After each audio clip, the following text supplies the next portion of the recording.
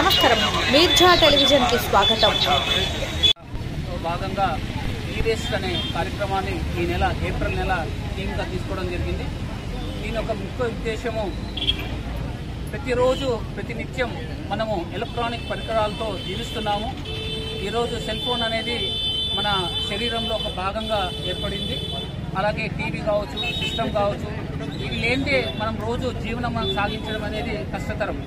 అట్లాంటిది ఈ ఎలక్ట్రానిక్ పరికరాలు కొన్ని నెలల తర్వాత, కొన్ని రోజుల తర్వాత అది చెడిపోవడం అనేది జరుగుతుంది.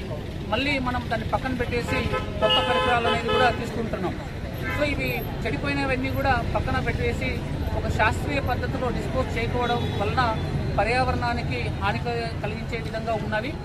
సో అందులో భాగంగా ఈరోజు ఈ-వేస్ట్ అనే థీమ్తో రాష్ట్ర ప్రభుత్వ ఆదేశాల మేరకు మనము కళ్యాణదుర్గ పట్టణంలో ఉన్నటువంటి 11 సచివాలయాల్లో మరియు మున్సిపల్ ఆఫీస్లో ఈ-వేస్ట్ కలెక్షన్ సెంటర్లు ఏర్పాటు చేయడమైంది. ఈ ఈ-వేస్ట్ కలెక్షన్ సెంటర్లలో స్వయం సహాయక సంఘ సభ్యుల ద్వారా ఏదైతే ఇళ్లలో కానీ షాపుల్లో కానీ చెడిపోయినటువంటి ఈ పరికరాలను మనం కలెక్ట్ చేసి పెడతాము. స్వచ్ఛాంధ్ర కార్పొరేషన్ వారు నిర్దేశించిన దాని ప్రకారము శాస్త్రీయ పద్ధతిలో ఎవరికైతే కేటాయిస్తారో వాళ్ళకు హ్యాండ్ ఓవర్ చేసేసి ఎన్జిటి గైడ్లైన్స్ ప్రకారం, జాతీయ హరిత ట్రిబ్యునల్ గైడ్లైన్స్ ప్రకారము ఇవి శాస్త్రీయ పద్ధతిలో డిస్పోజ్ చేయడం జరుగుతుంది.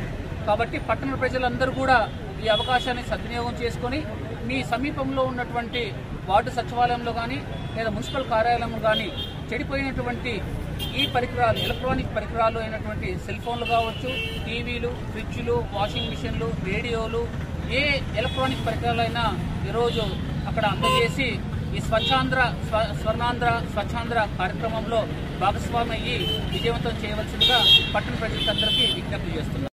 శ్రమదానం చేసి పరిశుభ్రత ఆంధ్రప్రదేశ్ సాధించే సంకల్పానికి కట్టుబడి ఉంటానని ఈరోజు పరిశుభ్రత గురించి నేను చేసిన కానీ ఆఫీసులో కానీ లేదా మనకు ఉన్నటువంటి చుట్టుపక్కల ఉన్నటువంటి ఏ ప్రాంతంలో అయినా ఈ సెల్ ఫోన్ కావచ్చు, సిస్టమ్స్ కావచ్చు, ఎలక్ట్రానిక్ సంబంధించిన అన్ని వేసుకుని కూడా దయచేసి మనం రూరల్లో పెడుతున్నాము. ప్రతి గ్రామ పంచాయతీలో అర్బన్లో మున్సిపాలిటీలోనూ ఇంకా కేసుల్లో ఇచ్చారు. కాబట్టి మన దగ్గర ఉన్నటువంటి నీటిని పర్యావరణానికి ఇబ్బంది కలగకుండా చోట పెట్టిన తర్వాత ప్రభుత్వ ఆదేశాలు ఏ విధంగా ఉంటాయో దాని ప్రకారం మనం రిపోర్ట్ చేస్తాం. ఈ అవేర్నెస్ కానీ కార్యక్రమాలు మంచి కార్యక్రమం కాబట్టి దీంట్లో మనందరం